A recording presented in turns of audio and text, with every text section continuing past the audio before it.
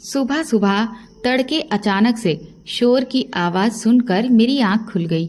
मैंने अपने कमरे की खिड़की से झांक कर देखा तो हवेली के बाहर ढेर सारी भीड़ इकट्ठा थी, जिसे देखकर मैं समझ गई कि जरूर गांव में फिर से कोई बड़ा बवाल हुआ है। मैंने तुरंत ही खुद की हालत को ठीक किया और सर पर पल्ला लेते हुए मैं नीचे उतरी। बाहर आकर देखा तो मेरे ससुर जी भी बाहर निकल आए थे। एक आदमी बहुत बुरी तरह से सर पीट पीट कर रो रहा था और तभी मेरी नजर नीचे सीढ़ियों पर लेटी हुई एक लड़की पर पड़ी। वो आदमी मेरे ससुर, जो कि इस गांव के सरपंच थे, उनसे कहने लगा कि देखिए ठाकुर साहब, ये क्या हो गया। मेरी बेटी ने अपनी जान ले ली और मेरी बेटी भी पेट से थी। ये सब देखकर मेरे ससुर जी की आंखें भी नम हो गईं। फिर उन्होंने जैसे तैसे उस आदमी को सांत्वना दी। हर कोई इसी उलझन में था कि भला ये सब कैसे हो गया। शाम तक लड़की का अंतिम संस्कार कर दिया गया। शाम को जब ससुर जी घर वापस लौट कर आए तो वो बहुत परेशान थे। हम सब हॉल में एक जगह पर बैठे हुए थे और इसी सुबह वाले मुद्दे को लेकर बातचीत हो रही थी। मेरे ससुर कहने लगे कि ना जाने हमारे गांव को किसकी नजर लग गई है। पिछले काफी महीनों से लगातार एक के बाद एक इस तरह से लड़कियां अपनी जान ले रही हैं और लगभग हर लड़की ही पेट से होती है और इसीलिए बदनामी से बचने के लिए वो खुद को खत्म कर रही हैं। हो ना हो, इस सब के पीछे जरूर कोई है, कोई ऐसा जिसके अंदर बिल्कुल भी इंसानियत नहीं बची है। मैंने अपने ससुर से कहा कि फिर तो वो इसी गांव का होना चाहिए, क्योंकि गांव के बाहर का कोई भी इंसान इस तरह की हरकत नहीं कर पाएगा। और तो और गांव की लड़की भला किसी दूसरे गांव वाले से मिलने भी नहीं जा सकती। मेरे ससुर कहने लगे, बहू, मैं तो बहुत ही उलझन का शिकार हो गया हूँ, क्योंकि तुम्हारी बात भी ठीक हो सकती है, लेकिन ऐसा भी हो सकता है कि ये सब करने वाला कोई आसपास के गांव का हो और वो हमारे गांव से किसी तरह की कोई दुश्मनी निकाल रहा हो, जिसके लिए वो हमारे गांव की सभी लड़कियों को एक एक करके निशाना बना रहा हो। वो पहले उन्हें अपने प्यार के जाल में फंसाता है और फिर उन्हें इस हद तक लाकर पूरी तरह से बर्बाद कर देता है और छोड़कर चला जाता है। तब जाकर वो लड़कियां इस कदर मजबूर हो जाती हैं कि अपनी इज्जत की खातिर इतना भयंकर कदम उठा लेती हैं। तभी मेरा देवर राजीव कहने लगा कि पापा, लेकिन भाभी की बात भी ठीक हो सकती है, क्योंकि गांव के बाहर का अगर कोई भी इंसान गांव में आता है तो कभी ना कभी तो ऐसा होता ही है कि गांव का कोई व्यक्ति उसे देख लेता। मेरे ससुर जी बोले कि बात तो तुम्हारी ठीक है बेटा, लेकिन ऐसा नहीं है कि हमारे गांव में दूसरे गांव के लोग नहीं आते हैं। कभी ना कभी कोई ना कोई काम ऐसे पड़ ही जाते हैं कि बाहरी लोगों का भी आना जाना यहाँ खूब लगा ही रहता है। अब उनमें से कौन सही है कौन गलत, इसका पता आखिर कैसे लगाया जाए। मैंने अपने ससुर जी से कहा कि लेकिन पिताजी, भला कोई हमारे गांव की लड़कियों के साथ इस तरह से क्यों कर रहा है, आखिर किस बात की जलन है। तो मेरे ससुर जी बोले कि बहू, दरअसल आसपास के गांव की अपेक्षा हमारे गांव में लोग ज्यादा संपन्न हैं और यहाँ पर सभी एकजुट होकर रहते हैं, शिक्षा पर ध्यान देते हैं, जिस वजह से इस गांव के लोग काफी तरक्की कर रहे हैं। लेकिन बाकी के गांव में अभी भी परंपराओं के नाम पर बहुत कुछ गलत होता चला जा रहा है और वो लोग पढ़ाई लिखाई को भी उतना महत्व नहीं देते। अब वो हमें तरक्की से रोक तो सकते नहीं हैं, इसीलिए इस तरह के काम करके हमारे गांव में दहशत का माहौल पैदा किया जा रहा है, ताकि इस डर की वजह से हम अपने गांव की लड़कियों को पढ़ाना लिखाना बंद कर दें और उन्हें घर में सिर्फ चूल्हा चौका ही संभालने को कह दें। देखो बेटा, मैं बहुत अच्छे से ये बात जानता हूँ कि किसी भी घर, गांव या देश की तरक्की तभी हो सकती है जब हमारी महिलाएं पढ़ी लिखी और आत्मनिर्भर हों। मैंने जब से सरपंच की बागडोर संभाली है तब से मैंने पूरी कोशिश यही की है कि हमारे गांव में सिर्फ परंपराओं के नाम पर किसी के साथ भी अन्याय नहीं होना चाहिए। हालांकि हमारे गांव में भी बहुत से ऐसे लोग हैं जो मेरी इस सोच के खिलाफ हैं, लेकिन वो मुझसे डरते हैं। इसी वजह से कभी भी मेरा खुलकर विरोध नहीं करते हैं, सिर्फ पीठ पीछे छुपकर ही बात करते हैं। इसीलिए मुझे ऐसा लगता है कि हो ना हो ये आदमी हमारे ही गांव का है, जो इस बात से चिढ़ा हुआ है कि मैं अपने गांव की बेटियों को उनका हक दिला रहा हूँ। कहते हैं ना, घर का भेदी लंका ढाए, यहाँ पर भी वही हाल हो रहा है।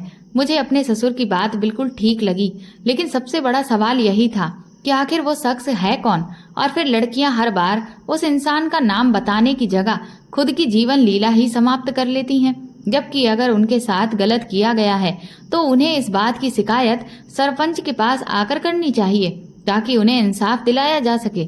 लेकिन वो तो उल्टा उस आदमी को बचा रही थीं और खुद को खत्म कर रही थीं। मेरे ससुर कहने लगे कि मुझे ऐसा लगता है कि इस बारे में मुझे अब इस गांव की बेटियों को खुद से ही जागरूक करना होगा ताकि कोई भी बेटी उस आदमी का शिकार ना बन सके। इसके बाद मैं अपने कमरे में आ गई और सोचने लगी कि ना जाने वो आदमी कौन है जो इतनी घटिया हरकत कर रहा है। मैंने तुरंत ही अपने पति को फोन लगा दिया। मेरे पति शहर में नौकरी करते हैं और वो वहीं पर रहते हैं। 2-3 महीने में कुछ दिनों की छुट्टी लेकर वो यहाँ पर आकर घूम जाया करते हैं और फिर वापस अपने काम पर चले जाते हैं। कुछ देर अपने पति से बात करने के बाद मैं चुपचाप सोने के लिए लेट गई। लेकिन मैंने उन्हें गांव में होने वाली इस तरह की किसी भी घटना के बारे में कुछ भी नहीं बताया, क्योंकि मैं नहीं चाहती थी कि मेरे पति को बिना बात किसी भी तरह की टेंशन हो जाए। वैसे भी अगर मैं उन्हें इस बारे में बताती भी तो वो आखिर वहां से बैठे बैठे कर क्या लेते, क्योंकि जो लोग यहाँ गांव में हैं वो भी जब इस बात का पता नहीं लगा पा रहे हैं तो फिर वो क्या कर लेंगे। और अब तो ससुर जी खुद से कोशिश कर ही रहे हैं कि वो किसी भी तरह से गांव की बेटियों को बचा लें। अगले दिन मेरे ससुर मेरे देवर राजीव के साथ और गांव के कुछ आदमियों को लेकर पंचायत घर चले गए। काम से फ्री होने के बाद मैं भी वहां पहुंच गई। वहां पर उन्होंने गांव के हर एक इंसान, चाहे बड़ा हो बूढ़ा हो, बच्चा जवान औरतों, सभी को बुलाया हुआ था। उन्होंने सबके सामने वहां पर गांव की बेटियों से ये गुजारिश की कि वो किसी भी इंसान की बातों में बिल्कुल भी ना आए, क्योंकि जिस तरह की घटनाएं हो रही हैं उससे ये साफ पता चल रहा है कि कोई है जो बेटियों की मासूमियत का पूरी तरह से फायदा उठा रहा है और उनके जीवन को बर्बाद कर रहा है। सच कहूं तो मुझे अपने ससुर की सोच पर बहुत गर्व है, क्योंकि गांव का ज्यादातर इंसान मैंने ऐसा ही देखा है जिसकी सोच इतनी ज्यादा खुली हुई नहीं होती। लेकिन मेरे ससुर की सोच सबसे अलग और अच्छी है और वो जिस तरह से लड़कियों के लिए जागरूक हैं और जितने काम वो लड़कियों की सुरक्षा और उनके भविष्य को बेहतर बनाने के लिए करते हैं, ऐसे काम करते हुए मैंने आज तक कभी भी पूरे गांव में किसी को भी नहीं देखा है। मुझे आज भी वो दिन याद है जब मेरे ससुर जी ने मुझे अपने बड़े बेटे विजय के लिए चुना था। पहल तो मैं ये शादी बिल्कुल भी नहीं करना चाहती थी, लेकिन फिर मेरी माँ ने मुझे समझाया कि सपना बेटा, तुम्हें नहीं पता कि तुम कितनी भाग्यशाली हो, क्योंकि एक तो तुम इतने बड़े परिवार की बहू बनोगी, वहाँ ना तो रुपए पैसे की कमी है और साथ ही हर तरह की सुविधा उस घर में मौजूद है, और तुम्हारे ससुर की सोच भी बहुत ही ज्यादा नेक है। तब जाकर मैंने थोड़ा बहुत अपने मन को समझाया, क्योंकि पहले तो मुझे इस बात का डर सता रहा था कि मैं तो एक गरीब घर की लड़की हूँ और अगर मैं इतने अमीर परिवार में पहुँच गई तो वो लोग ना तो मेरी इज्जत करेंगे ना ही मेरे माँ बाप की, बल्कि बस हमेशा हर वक्त मुझ पर अपने रुपए पैसों की धौंस जमाएंगे और मुझे नौकरानी बनाकर ही रख देंगे।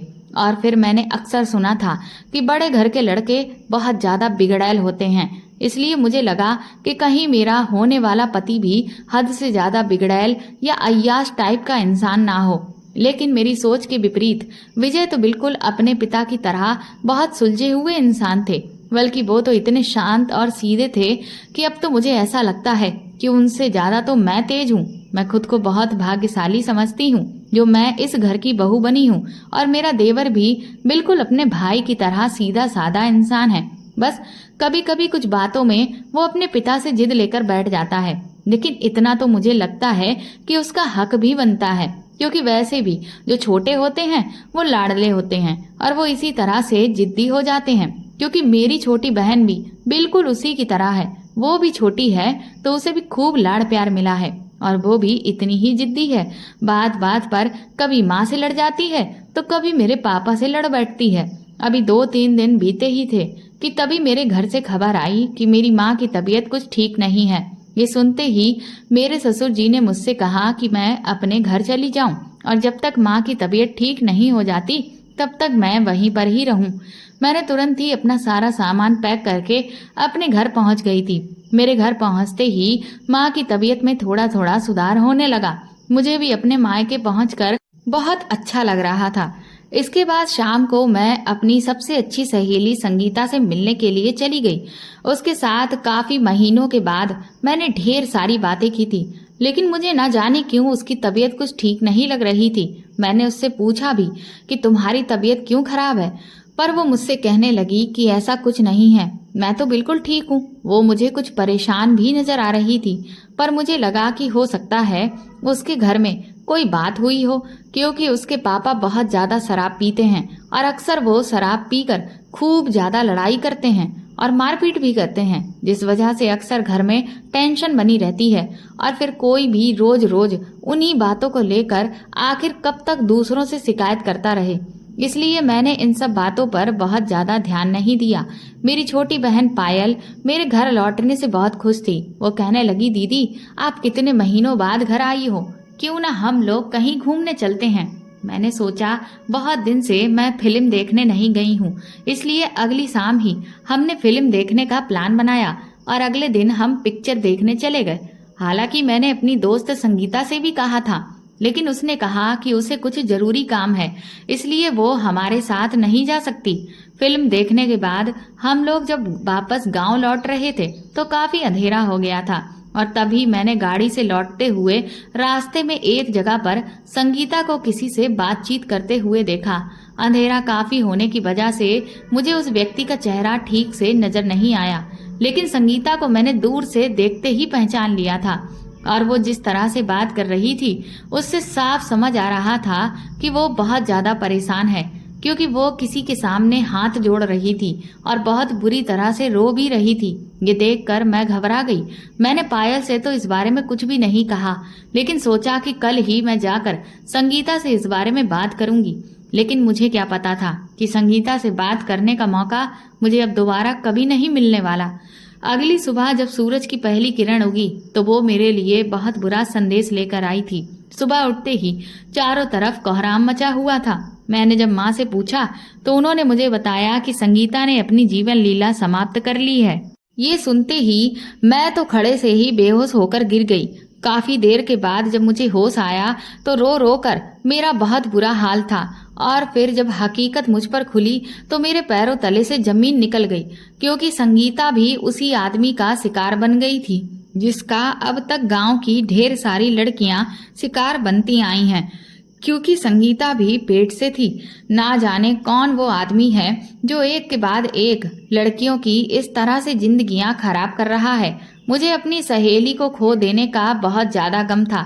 मैं हर हाल में उस आदमी को सजा देना चाहती थी, लेकिन आखिर मैं कर भी क्या सकती थी। मैंने सोचा कि जब मैं वापस अपने ससुराल लौटूंगी तो अपने ससुर जी से कहूंगी कि वो इस बार पुलिस को इस बारे में खबर करें, क्योंकि मुझे कुछ भी करके अपनी सहेली की मौत का बदला उस आदमी से हर हाल में लेना ही था। पर इधर एक नया बखेड़ा मेरे घर में खड़ा हो गया था। मेरे पापा मेरी बहन को लेकर बहुत परेशान थे। वो मुझसे कहने लगे कि जब गांव में बाकी लड़कियों के साथ इस तरह की चीजें हो रही हैं तो अब मुझे पायल के लिए बहुत डर लग रहा है, क्योंकि कहीं ऐसा ना हो कि जैसे एक एक करके गांव की बाकी की लड़कियां शिकार बन रही हैं, कहीं हमारी पायल भी इस सब का शिकार ना बन जाए। पापा की ये बात सुनकर मैं भी बहुत बुरी तरह से दंग रह गई थी, क्योंकि इस सब में मैंने इस ओर तो ध्यान ही नहीं दिया कि मेरी बहन भी तो जवान है और उसके साथ भी तो ऐसा कुछ हो सकता है। पापा कहने लगे कि देखो सपना बेटा, इससे पहले कि तुम्हारी बहन के साथ भी कुछ ऐसा वैसा हो जाए, बेहतर यही होगा कि मैं अब उसके हाथ पीले कर दूं और उसे उसके ससुराल विदा कर दूं।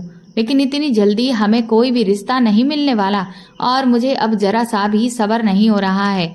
मैंने पापा से कहा कि आपकी बात बिल्कुल ठीक है, लेकिन भला इसमें मैं क्या कर सकती हूँ। तो माँ मुझसे बोली कि तुम ही तो सब कुछ कर सकती हो, क्योंकि अब तुम ही हमारी एक आखिरी उम्मीद हो। मैं उनकी ये बात सुनकर हैरत से उन्हें देखने लगी। मुझे समझ नहीं आ रहा था कि भला मैं उनकी उम्मीद कैसे हूँ। तो पापा मुझसे कहने लगे कि हम चाहते हैं कि तुम अपने ससुर से अपने देवर राजीव के लिए पायल की बात करो। उनके मुंह से ये बात सुनकर मैं तो दंग रह गई थी। पापा कहने लगे कि देखो बेटा, इससे बेहतर रिश्ता हमें पायल के लिए और कोई भी नहीं मिल सकता, क्योंकि पायल की शादी भी हम एक बहुत अच्छे घर में ही करना चाहते हैं, जैसे कि तुम्हारी की है। तुम खुद को ही देख लो, क्या तुम्हें अपने ससुराल में किसी भी तरह की कोई समस्या है? नहीं है ना? तो फिर पायल की भी शादी अगर तुम्हारे देवर से हो जाती है तो उसका भी जीवन सुधर जाएगा। तुम्हारा देवर भी तुम्हारे पति की तरह बहुत सुलझा हुआ इंसान है, तो इससे बेहतर आखिर और कौन हो सकता है। मैंने सोचा कि ये बात तो कभी मेरे दिमाग में आई ही नहीं। पापा कहने लगे कि तुम क्या सोच रही हो? मैंने कहा कि वो बात तो आपकी ठीक है, लेकिन अब इस बात का फैसला तो मेरे ससुर जी और राजीव ही कर सकते हैं, क्योंकि ये जरूरी नहीं है कि वो भी पायल को अपने घर की बहू बनाने के लिए तैयार हो जाएं। इस पर मेरे पापा कहने लगे कि वो तो हमें भी पता है बेटा, लेकिन कम से कम एक बार तुम इस बारे में उनसे बात करके तो देखो, शायद जो हम चाहते हैं वही हो जाए। मुझे भी अपने पापा की बात ठीक लगी और मैं भी ये सोचकर अंदर ही अंदर खुश हो रही थी कि अगर मेरी बहन मेरी देवरानी बन जाती है तो इससे बेहतर तो और कुछ भी नहीं हो सकता, क्योंकि इस तरह से मेरी बहन हमेशा मेरे ही साथ रहेगी और मेरे जीवन की खुशियां और भी दुगनी हो जाएंगी। अगले ही दिन जब मैं घर लौटी तो मैंने जैसे तैसे हिम्मत जुटाकर अपने ससुर से इस बारे में बात की। हालांकि मुझे ये सब कहते हुए डर तो बहुत लग रहा था, लेकिन फिर भी अपनी बहन की खातिर मैंने अपने डर को एक तरफ रखते हुए पूरी बात एक सांस में ही कह डाली। मैंने उन्हें ये भी बता दिया कि पापा को पायल की शादी की जल्दी सिर्फ इसलिए हो रही है क्योंकि गांव में जो माहौल बना हुआ है उससे उन्हें डर लग रहा है कि कहीं पायल पर भी इस तरह का कोई खतरा ना मंडराने लगे। मेरी इस बात को सुनने के बाद मेरे ससुर ने मुझे कोई भी जवाब नहीं दिया और वो चुपचाप वापस अपने कमरे में चले गए।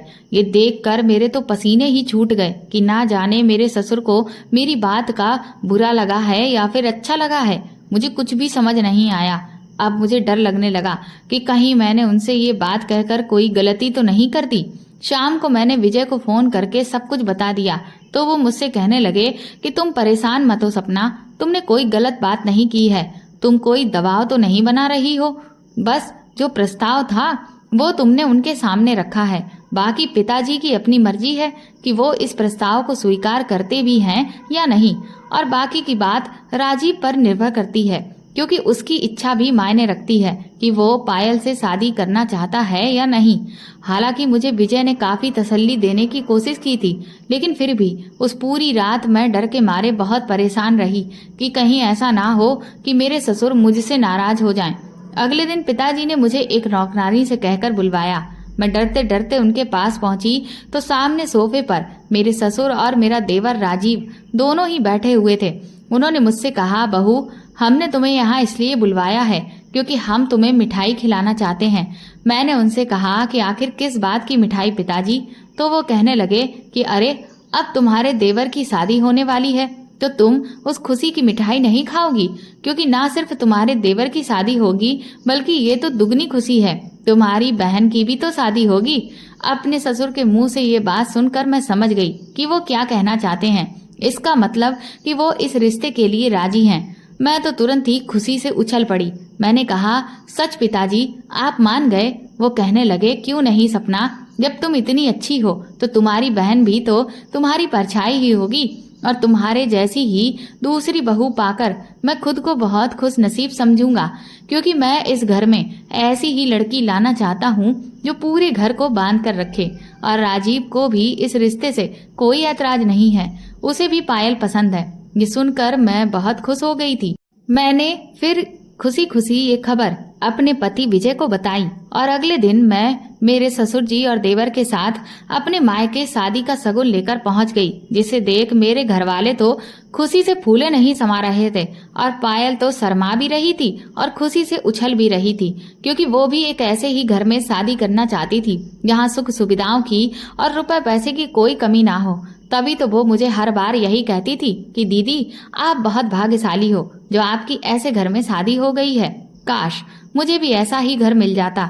और अब तो उसे भी वही घर मिल रहा था जो मुझे मिला था। पंडित जी से सारी रस्में तय होने के बाद अगले महीने की तारीख फिक्स हो गई और जल्दी ही वो दिन भी आ गया और मैं अपनी बहन को विदा कराकर अपने ससुराल ले आई।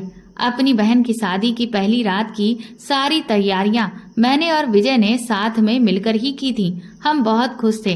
विजय भी इस बार जब आए तो पूरे 1 महीने की छुट्टी लेकर आए थे। वो कहने लगे कि बहुत समय हो गया, मैं घर वालों के साथ भी नहीं रहा, और फिर मैं सोच रहा हूँ कि अब तो राजीव की भी शादी हो जाएगी, तो क्यों ना हम चारों लोग घर पर काफी अच्छा समय बिताएं और जब समय मिले तो कहीं बाहर मिलकर घूमने भी जाएं।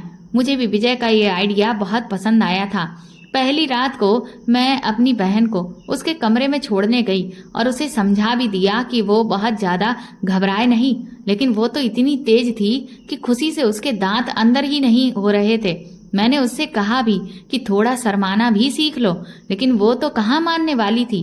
वो इतनी चुलबुली थी कि अपनी शैतानियों से बाज ही नहीं आ रही थी। फिर मैं वापस अपने कमरे में आ गई। मैं और विजय भी अब बहुत सुकून से थे। मुझे भी आज बहुत खुशी मिल रही थी क्योंकि मेरी बहन अब सुरक्षित भी थी और मेरे ही साथ मेरे घर में आ गई थी, जहां उसे किसी भी चीज की कोई तकलीफ नहीं होने वाली थी। धीरे धीरे दिन यूं ही बीतने लगे। इधर मेरे ससुर की कुछ पुश्तैनी जमीनों को लेकर कानूनी प्रक्रियाएं चल रही थीं, जिनमें कुछ तेजी आ गई, जिसको लेकर अक्सर मेरे पति और ससुर जी को घर से बाहर ही रहना पड़ रहा था और वो उनमें बहुत ज्यादा बिजी हो गए थे, जिस वजह से हम चारों साथ में मिलकर कहीं भी घूमने फिरने नहीं जा पाए। इस बीच मैंने नोटिस किया कि मेरी बहन मुझे कुछ उदास सी लग रही है। उसके चेहरे पर हमेशा वैसे एक रौनक रहती थी और वो हर वक्त हंसती खिलखिलाती रहती थी, लेकिन शादी के कुछ ही दिन के बाद उसके चेहरे से वो चमक गायब हो गई थी और वो हर वक्त चुपचाप सी रहती थी। मैंने जब उससे इस बारे में पूछा तो उसने कहा कि उसकी तबीयत कुछ ठीक नहीं रहती है, लेकिन राजीव ने उसे डॉक्टर को दिखाया है और डॉक्टर ने ये कहा है कि कुछ दिन आराम करे और ठीक से दवा खाए तो उसके बाद वो बिल्कुल ठीक हो जाएगी। लेकिन ना जाने क्यों मुझे ऐसा लग रहा था कि बात कुछ और ही है, क्योंकि मैं भी अपनी बहन को बहुत अच्छे से समझती थी और उसके चेहरे को पढ़कर मैं अक्सर ये अंदाजा लगा लेती थी कि वो सच बोल रही है या झूठ, और इस बार मुझे यही लग रहा था कि वो मुझसे कुछ छुपा रही है। इसलिए मैंने उस पर नजर रखना शुरू किया, जिसमें मैंने ये पाया कि वो राजीव से हर वक्त डरी सहमी सी रहती थी। अगर राजीव उसका नाम भी पुकार ले तो वो बुरी तरह से चौंक जाती थी और उसकी आंखों में आंसू आ जाते थे। भला उसकी शादी तो राजीव से हंसी खुशी हुई है, फिर वो उससे इतना ज्यादा डर क्यों रही थी? मुझे कुछ अजीब लग रहा था। एक रात जब मैं गार्डन से टहलकर वापस अपने कमरे में जा रही थी, तभी मुझे अपनी बहन के कमरे से कुछ अजीब सी आवाजें सुनाई दी। ये सुनकर मुझसे रहा नहीं गया और जब मैं दरवाजे से कान लगाकर अंदर की बातें सुनने लगी तो मेरे तो होश उड़ गए। राजीव मेरी बहन को बुरी तरह से धमका रहा था।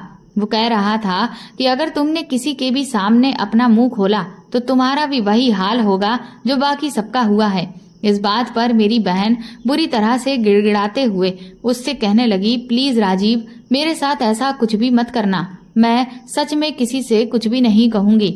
इतना सुनने के बाद मैं वापस कमरे में आ गई, लेकिन अब मैं बहुत परेशान थी कि आखिर राजीव मेरी बहन से इस तरह से बात क्यों कर रहा था और वो उसे किस बात को छुपाने के लिए कह रहा था, और उसकी इस बात का क्या मतलब था कि वो उसका वही हश्र करेगा जो बाकी सबका हुआ है। ये सब कुछ तो मेरे लिए बहुत ही ज्यादा उलझता जा रहा था। मैंने सोच लिया कि जब विजय वापस लौट कर आएंगे तो मैं उनसे इस बारे में बात करूंगी, लेकिन जब विजय वापस लौटे तो एक तो बहुत रात हो चुकी थी, दूसरा वो बहुत ज्यादा परेशान थे, जिस वजह से मैंने सोचा कि अभी मुझे इस बारे में उनसे कुछ भी नहीं कहना चाहिए, क्योंकि वो वैसे ही काफी परेशान हैं। मैंने सोचा कि मैं इस बारे में अपनी बहन से फिर से बात करूंगी, लेकिन अगले दिन भी मैंने जब उससे बात करने की कोशिश की तो उसने मेरी किसी भी बात का जवाब नहीं दिया। अब तो मुझे बहुत गुस्सा आ रहा था कि आखिर मैं इस राज के बारे में जानूं तो आखिर कैसे। शाम को जब मेरी बहन मेरे लिए चाय बनाकर लेकर आई तो मैं उसके हाथ को देखकर दंग रह गई। उसके हाथ पर जले का निशान था। मैंने जब उससे पूछा कि ये निशान कैसा है, तुम कैसे जल गई, तो वो बुरी तरह से हड़बड़ा गई और अपने हाथ को साड़ी के पल्लू से छुपाने लगी। मैंने उससे कहा, मुझे सच सच बताओ पायल, आखिर तुम्हारे और राजीव के बीच में चल क्या रहा है? तुम्हें मेरी कसम है। तो वो रोते हुए कहने लगी कि दरअसल राजीव ने मुझे ये सिगरेट से जलाया है। ये सुनकर मेरा खून खौल उठा। मैंने कहा कि राजीव की इतनी हिम्मत कि उसने तुम्हारे साथ ऐसा सुलूक किया, लेकिन आखिर क्यों? मैं उसे छोड़ूंगी नहीं। मैं अभी पिताजी से उसकी शिकायत करती हूँ। मैं जैसे ही आगे बढ़ी तो मेरी बहन ने मुझे रोक लिया। वो कहने लगी, दीदी प्लीज ऐसा कुछ भी मत करना। मेरी गृहस्थी अभी ठीक से बस भी नहीं पाई है और आप क्यों उसे उजाड़ने में लगी हुई हैं। मैंने कहा कि तुम ये क्या कह रही हो, मैं तो तुम्हारी मदद कर रही हूँ। तो वो मुझसे बिगड़ते हुए कहने लगी कि मुझे आपकी मदद नहीं चाहिए, मैं अपनी चीजें खुद से हैंडल करना चाहती हूँ। ये हम पति पत्नी के बीच की बात है।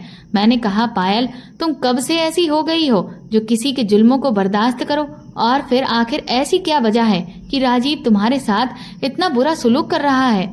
मैं तो सपने में भी इस बारे में नहीं सोच सकती थी कि वो तुम्हारे साथ ऐसा कुछ करेगा। आखिर बात क्या है? तो पायल कहने लगी कि बात जो भी हो, पर वो हमारा निजी मामला है। और मैंने कहा ना कि बस वो बुरे नहीं हैं, उन्हें थोड़ा गुस्सा आ जाता है। मेरी ही कुछ हरकतें ऐसी हैं जो उन्हें गुस्सा दिला देती हैं, लेकिन मैं धीरे धीरे उन्हें समझाने की कोशिश कर रही हूँ। और एक बार जब मैं उनके हिसाब से सारी चीजें करने लगूंगी तो वो मुझसे बहुत ही प्यार से बर्ताव करेंगे, मुझे पूरा यकीन है। और मैं हाथ जोड़कर आपके आगे विनती करती हूँ कि आप मेरे मामले में बिल्कुल भी दखल अंदाजी ना करें, क्योंकि मैं नहीं चाहती कि मेरा और राजीव का रिश्ता आपकी वजह से खराब हो जाए। इतना कहकर मेरी बहन तो वहां से चली गई थी, लेकिन मैं अवाक मुंह खोले वहीं खड़ी रही। मेरी बहन आज उल्टा मुझ पर ही दोष लगाकर चली गई, जबकि मैं तो उसकी मदद कर रही थी। लेकिन वो सब कुछ क्यों बर्दाश्त कर रही थी? वो तो ऐसी बिल्कुल भी नहीं थी, वो तो हमेशा से बागी रही है। उसने कभी किसी भी गलत बात को बर्दाश्त नहीं किया, लेकिन आज वो ऐसे कैसी हो गई? मुझे तो कुछ भी समझ नहीं आ रहा था। लेकिन अब हर हाल में मुझे ये जानना था कि आखिर इन दोनों के बीच में चल क्या रहा है।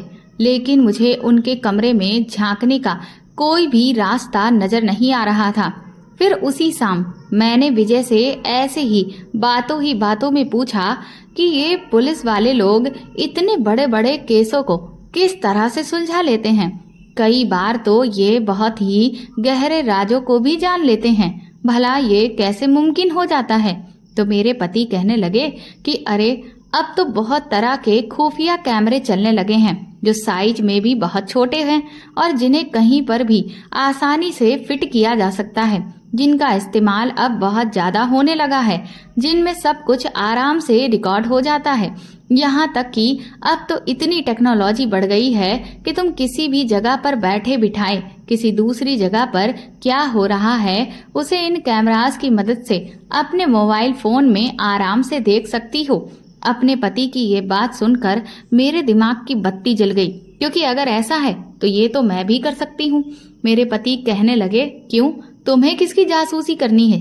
मैंने बहाना बनाते हुए कहा कि अरे मुझे किसी की कोई जासूसी नहीं करनी, मैं तो बस ऐसे ही जानकारी के लिए आपसे पूछ रही थी। विजय कहने लगे कि मुझे तो ऐसा नहीं लगता कि तुम बिना वजह इतनी पूछताछ करोगी, जरूर कोई बात है, क्या तुम मुझे नहीं बताओगी? मैंने विजय से कहा कि अभी मैं आपको कुछ भी नहीं बताना चाहती, लेकिन हाँ, सही वक्त आने पर मैं आपको सब कुछ बताऊंगी, लेकिन तब तक आपको इंतजार करना होगा। मेरी बात पर विजय ने हामी भर दी। मैंने अगले ही दिन एक खुफिया कैमरा ऑर्डर करके मंगवा लिया और उसे चुपचाप पायल के कमरे में ऐसी जगह पर इस तरह से सेट कर दिया कि वो किसी को भी दिखाई ना दे। उसी रात को मैंने जो कुछ भी अपने मोबाइल फोन में राजीव को पायल के साथ करते हुए और कहते हुए सुना, उसे देखकर मेरे होश उड़ चुके थे। मैं तो कभी सपने में भी नहीं सोच सकती थी कि राजीव ये सब कुछ कर रहा है, लेकिन अब मेरे अंदर गुस्से का ज्वालामुखी फूट रहा था और मैं उसे सबक सिखाना चाहती थी। उसको तो यही लग रहा था कि उसकी करतूत के बारे में किसी को पता ही नहीं चल रहा है, जबकि अब मैं उसका पर्दाफाश हर हाल में करना चाहती थी। इसीलिए सुबह होते ही मैंने जब ये देखा कि पायल घर के काम में बिजी है, मैं तुरंत ही दंदनाती हुई गुस्से में राजीव के पास पहुंची और मैंने उससे कहा कि तुमने मेरी बहन के साथ ऐसा क्यों किया? और तो और सिर्फ मेरी बहन ही नहीं, तुमने गांव की हर लड़की की जिंदगी खराब की। तुमने मेरी सहेली के साथ भी यही किया। मैं तुम्हें जिंदा नहीं छोड़ूंगी। ये कहकर मैं उस पर गुस्से में टूट पड़ी, लेकिन मैं उसके सामने कमजोर पड़ गई। उसने तुरंत ही मुझे धक्का दे दिया और मैं बेड पर जा गिरी और उसने कमरे का दरवाजा बंद कर दिया और किसी राक्षस की तरह हंसते हुए वो कहने लगा, तो आखिर तुम्हें मेरी असलियत पता चल ही गई। चलो अच्छा ही हुआ, क्योंकि सच कहूं तो मेरी नीयत तो तुम पर भी बहुत दिनों से खराब थी। तुम हो ही इतनी खूबसूरत, लेकिन क्योंकि मुझे सबके सामने अच्छा बनने का नाटक करना पड़ता था, इसी वजह से मैं कभी भी तुम पर अपना हाथ साफ नहीं कर पाया। लेकिन गांव की किसी भी लड़की को मैंने नहीं छोड़ा। क्या करूं, मेरी इच्छा पूरी ही नहीं होती। मैंने कहा कि तुम कितने नीच इंसान हो, तुमने आखिर सब लड़कियों के साथ ऐसा क्यों किया? तो वो कहने लगा कि मैं क्या करता, मैं तो बस अपने दिन मौज मस्ती के साथ काटना चाहता था। गांव की लड़कियां खुद ही मुझसे रिश्ता रखना चाहती थीं, क्योंकि उनको भी तो इस बात का स्वार्थ था कि अगर वो मुझसे रिश्ता रखेंगी तो मैं उनसे शादी कर लूंगा और वो एक बहुत बड़े खानदान की बहू बन जाएंगी। लेकिन मैं कभी भी उनमें से किसी से शादी नहीं करना चाहता था। मुझे तो बस अपने दिन ऐश के साथ काटने थे। लेकिन जब वो पेट से हो जाती थी तो वो मुझ पर दबाव बनाने लगती थी कि मैं उनसे शादी कर लूं। लेकिन मैंने भी इसका एक बहुत अच्छा रास्ता निकाल रखा था। मैंने उनकी ऐसी वीडियो बना रखी थी कि उन्हें दिखाकर मैं उनसे साफ कह देता था कि अगर उन्होंने किसी के भी सामने मेरा नाम लिया तो फिर न सिर्फ उनकी इज्जत खराब होगी बल्कि उनके माँ बाप की भी इतनी बेइज्जती होगी कि वो भी जीने के लायक नहीं बचेंगे। इसके बाद तो उनके सामने खुद को खत्म करने के अलावा और कोई रास्ता नहीं बचता था। और फिर वो अंत में वही करती थी। तुम्हारी सहेली ने भी वही किया। मैं भी क्या करता, हर किसी से शादी थोड़ी ना करता घूमता। नजर तो मेरी तुम्हारी बहन पर भी थी, लेकिन क्योंकि वो तुम्हारी बहन थी इसलिए मैं उसके साथ ये सब नहीं कर सकता था। पर उसका मौका तो तुमने खुद ही मुझे झोली में लाकर दे दिया, इसीलिए मैंने खुशी खुशी उससे शादी कर ली। सोचा कि इधर मुझ पर शादीशुदा होने का ठप्पा भी लग जाएगा और उधर मैं चुपचाप ये सब भी करता रहूंगा। लेकिन तुम्हारी बहन को मेरी सच्चाई पता चल गई, इसलिए फिर मैंने उसके साथ भी वही तरीका अपनाया जो सबके साथ अपनाया था। तब जाकर कहीं उसने अपना मुंह बंद किया, वरना वो तो मुझ पर शेरनी के जैसे टूट पड़ी थी। पर मुझे भी बहुत अच्छे से पता है कि उसके जैसी जंगली लड़कियों को कैसे अपने काबू में रखना है। अब देखो, मजाल है कि उसकी आवाज मेरे सामने निकल जाए। और अब आज जब तुम खुद चलकर मेरे पास आई हो तो मैं इस मौके को अपने हाथ से हरगिज नहीं जाने दूंगा और तुम्हारे साथ भी वही करूंगा जो सबके साथ करता आया हूँ। और तुम्हें भी फिर मेरी सारी शर्तों को मानना पड़ेगा, वरना तुम भी कहीं भी मुंह दिखाने के काबिल नहीं बचोगी। ये कहते हुए वो मेरी तरफ आगे बढ़ने लगा। मैं बेड पर पीछे हटती जा रही थी और उससे कह रही थी कि राजीव, खबरदार, अगर तुम आगे बढ़े तुम्हारा बहुत बुरा हाल होगा। लेकिन उसे तो किसी बात का डर ही नहीं था। मेरी तो घबराहट के मारे पसीने छूटने लगे थे और तुरंत ही वो बेड के ऊपर कूद गया। मैंने जैसे ही चिल्लाने की कोशिश की उसने मेरे मुंह पर कस के हाथ रख दिया। मैं खूब जोर से चिल्लाने की कोशिश कर रही थी लेकिन पूरी तरह से नाकाम हो रही थी, क्योंकि उसके आगे मैं कमजोर पड़ चुकी थी। और फिर तभी जैसे ही वो अपने मंसूबों को पूरा करने के लिए आगे बढ़ा, तभी अचानक से कमरे का दरवाजा टूटा। जब मेरी नजर सामने पड़ी तो सामने मेरे पति विजय, मेरे ससुर और मेरी बहन तीनों ही खड़े हुए थे, जिन्हें देखते ही राजीव के तो होश ही उड़ गए और वो तुरंत लपक कर खड़ा हो गया और ऐसे दिखाने लगा कि जैसे उसने कुछ भी नहीं किया है। मैं भागती हुई विजय के पास पहुंच गई। ससुर जी ने कमरे में आते ही ना आओ देखा न ताओ और राजीव को इतनी बुरी तरह से मारा कि वो बिल्कुल अधमरा हो गया था। इसके बाद उन्होंने पुलिस को बुलाकर राजीव को पकड़वा दिया और उसे जेल भेज दिया। मेरे ससुर ने मुझसे और पायल से माफी मांगी कि उनके बेटे की वजह से हम दोनों बहनों के साथ इतना बुरा हुआ। मैंने उनसे कहा कि आप इस सब की माफी क्यों मांग रहे हैं, क्योंकि इसमें आपकी कोई गलती नहीं है। ये तो राजीव ही इतना अभागा निकला कि उसने इतने अच्छे पिता और इतने अच्छे परिवार की लाज नहीं रखी, वरना परवरिश तो दोनों बेटों की एक जैसी ही हुई थी। लेकिन एक बेटा कपूत निकल गया। पायल ने भी मुझसे अपने किए हुए बर्ताव की माफी मांगी। वो कहने लगी, दीदी मैं मजबूर थी, क्योंकि अगर मैं आपके साथ इस तरह का व्यवहार नहीं करती तो आप फिर मुझसे मेरी तकलीफ हर हाल में जानने की पूरी कोशिश करती और मैं जानबूझकर आपको किसी भी मुसीबत में नहीं डालना चाहती थी। बस इसी वजह से मैंने जानकर आपके साथ इतना बुरा व्यवहार किया ताकि आप नाराज हो जाएं और खुद ही इस मामले से पीछे हट जाएं। हो सके तो अपनी छोटी बहन को माफ कर देना। मैंने उससे कहा कि मैं जानती हूँ पायल, तुम्हें माफी मांगने की कोई जरूरत नहीं है। मैं भी बहुत अच्छे से समझ गई थी कि मेरी बहन जरूर किसी मजबूरी में है, इसीलिए वो मेरे साथ ऐसा कर रही है। मैंने विजय से कहा कि आपको ये कैसे पता चला कि राजीव मेरे साथ ऐसा कर रहा है तो विजय कहने लगे कि मैं किसी काम से कमरे में गया था और उसी वक्त मुझे अचानक से तुम्हारे मोबाइल फोन से कुछ आवाजें सुनाई दी। ध्यान से सुना तो वो तुम्हारी और राजीव की आवाजें थीं। मैंने तुरंत ही तुम्हारा मोबाइल उठा लिया तो उसमें तुम दोनों की वीडियो दिख रही थी, जिसे देखकर मैं दंग रह गया और फिर मैंने उसमें राजीव के मुंह से पूरी सच्चाई सुन ली। तब तो मेरे होश ही उड़ गए। मैं तुरंत ही भागा भागा पिताजी के पास पहुंचा और मेरे साथ साथ उन्होंने और पायल ने भी उस पूरी वीडियो को देखा। और जैसे ही मैंने ये देखा कि वो तुम्हारे साथ ऐसी हरकत कर रहा है तो हम तीनों ही तुरंत वहां से भागे और सही समय पर पहुंच गए, वरना ना जाने क्या हो जाता। मैंने विजय को गले से लगा लिया। मैंने कहा कि तुमने सही मौके पर आकर मेरी जिंदगी बर्बाद होने से बचा ली, वरना मैं तो कहीं भी मुंह दिखाने के काबिल ही नहीं रहती। विजय ने कहा कि लेकिन सपना, तुमने भी मुझ पर भरोसा नहीं किया। उस दिन जब मैंने तुमसे पूछा था तो तुमने मुझे पूरी बात नहीं बताई, बल्कि आगे कभी और बताने को टाल दिया। जबकि सोचो, अगर मैं तुम्हारे मोबाइल में इस वीडियो को ना देखता तो ना जाने तुम्हारे साथ क्या हो जाता। मैंने विजय से कहा कि हाँ, आप ठीक कह रहे हैं, मुझे आपको भी सब कुछ पहले ही बता देना चाहिए था, लेकिन मैं खुद पूरी सच्चाई जान लेना चाहती थी, तभी आपको बताना चाहती थी। लेकिन आप मुझे माफ कर दीजिए। विजय ने भी मुझे माफ कर दिया और गले से लगा लिया। पुलिस ने बाद में राजीव के पास जो मोबाइल फोन था उसमें जितनी भी वीडियोस थीं उन सबको खत्म कर दिया और पुलिस ने बताया कि राजीव को एक अजीब सी दिमागी बीमारी है, जिस वजह से वो सारी लड़कियों के साथ इस तरह की हरकत कर रहा था। अब राजीव जेल में भी है और उसका दिमाग का इलाज भी हो रहा है।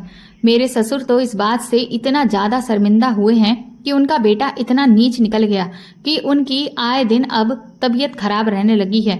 हालांकि मेरे पति ने उन्हें बहुत समझाया, लेकिन क्योंकि मेरे ससुर एक उसूलों वाले और नेक इंसान थे, इसलिए उनसे ये सदमा बर्दाश्त नहीं हो रहा था कि उनके गांव की वो लड़कियां जिनके जीवन को वो सुधारना चाहते थे, उनके जीवन को बर्बाद करने वाला और कोई नहीं बल्कि उनका ही अपना खून था। इधर मैंने अपनी बहन का तलाक भी राजीव से करवा दिया था और मेरे ससुर ने खुद अपने कंधों पर जिम्मेदारी लेते हुए मेरी बहन की शादी दोबारा एक बहुत ही अच्छे परिवार में करवा दी। अब मेरी बहन अपने दूसरे पति के साथ बहुत खुश है। 1 साल के बाद मैं भी एक प्यारे से बेटे की माँ बन गई हूँ। सब कुछ बहुत अच्छा है, लेकिन दुख सिर्फ इस बात का है कि अब मेरे ससुर इस दुनिया में नहीं है, क्योंकि अपने बेटे की करतूत का सदमा वो बहुत ज्यादा दिनों तक झेल नहीं पाए और एक दिन हार्ट अटैक से उनकी मौत हो गई थी। पर आज भी मैं अपने ससुर को बहुत याद करती हूँ, क्योंकि उनके जैसा नेक इंसान मैंने आज तक कभी भी नहीं देखा। तो दोस्तों, आपको ये कहानी कैसी लगी हमें कमेंट करके जरूर बताएं और प्लीज इस कहानी को ज्यादा से ज्यादा शेयर और लाइक करके मेरे चैनल को सपोर्ट करें।